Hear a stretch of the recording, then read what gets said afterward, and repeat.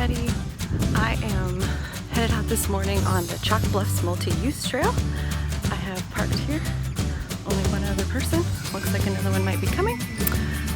But I'm excited. About 3.5, 4 miles today, so it should be good.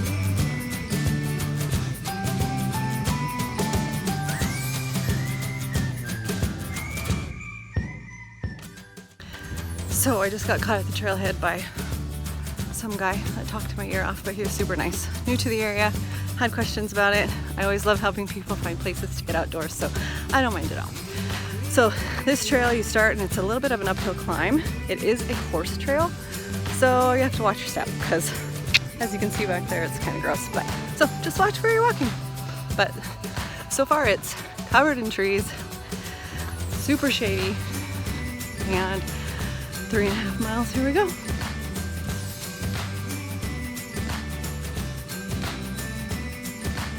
Got to the top of the first incline.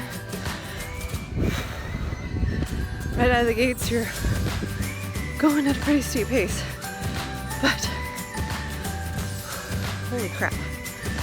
So I have exercise-induced asthma, so hiking just exacerbates that. Makes it a little bit more difficult for me to hike, but I still can. I just have to go a little bit slower.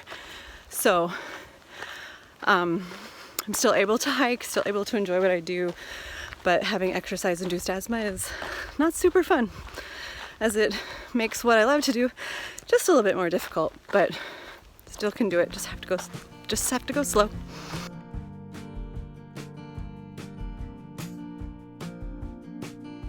One thing I really like about this trail is there's the main one that takes you all the way around, but there's also a lot of these little offshoot trails that you can take, go across to the other side. You could zigzag your way back and forth between the loop and around the loop. So if you want something a little bit more, or if you want to cut yours short even, you could use that to kind of divert your original path and change the way you go and kind of make your adventure a little bit different every time you come out. So you can look for those little trails marked with those signs, and that'll take you to some new spots. So I know that there might be others out there that have exercise-induced asthma and feel like maybe they can't do the things that they love to do, because obviously raising your heart rate is a little bit concerning because it makes your breathing change as well. But I've just found that over the years, I've just had to adapt how I do it. I haven't always had it. It was something that was late onset after I had children.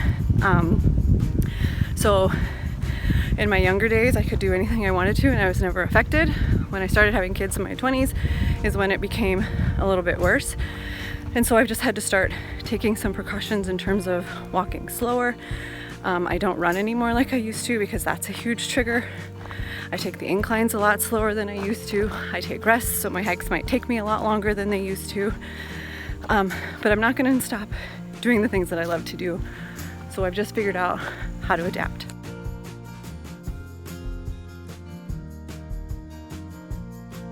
So about October 1st to April 30th, there is a hunting season that is open in this area that I'm hiking.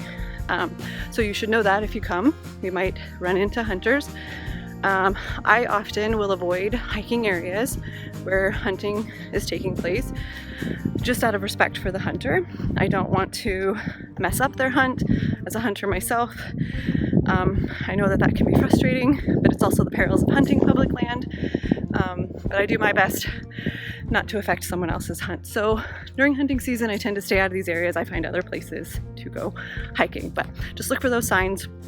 Trails will be signed if they are open for hunting so that you know before you even head out.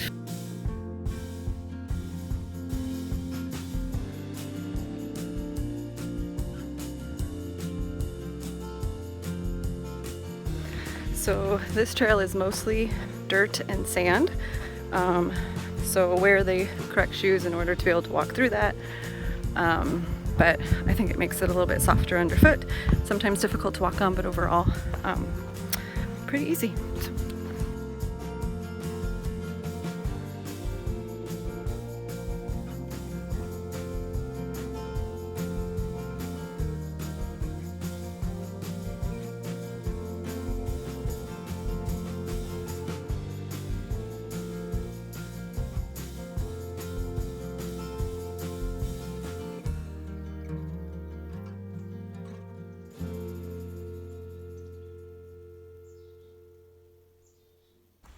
So I just saw some turkeys with a bunch of baby turkeys, which I love to see. There's always so many turkeys around the Lewis and Clark State Recreation Area, in the campground, on the hiking trails, and I just love to see them. So that's always fun, and the babies are so cute.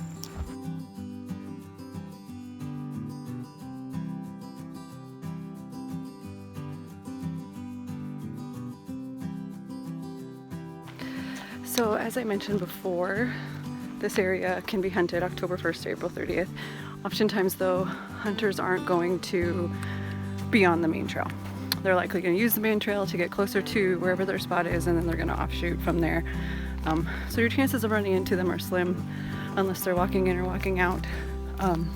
So you can feel confident to hike, but I just typically don't. I find other places. So to each their own. Just spooked 2 deer. God, I tried to get them on video, but too damn fast. Let me see if I can try again. They're just over here.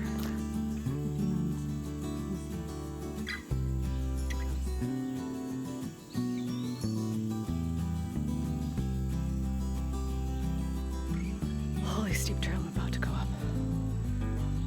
I'm a little nervous, but it's like straight up. So slow is how I do it. See you up there.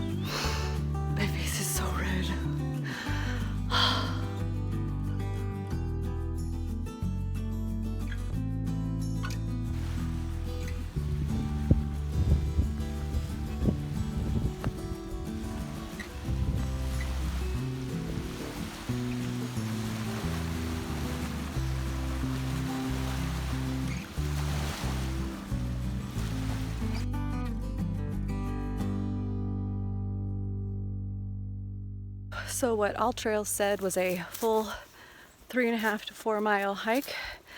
I'm not done, and this thing says 5.7 already. So I think it's a little longer than 4 because I don't think I'm close to my car yet.